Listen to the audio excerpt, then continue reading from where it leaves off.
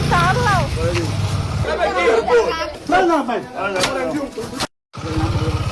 কে number দিতে আছে রে? আরে কিটা শুরু করতে রে? ডাক দিমনি লোকজন। এইটা কেডা? এটা ডরা না এটা কাউরে?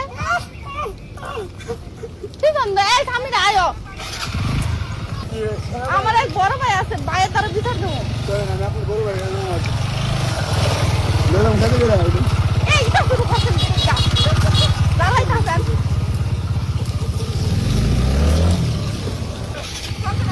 কি একটা অবস্থা আল্লাহ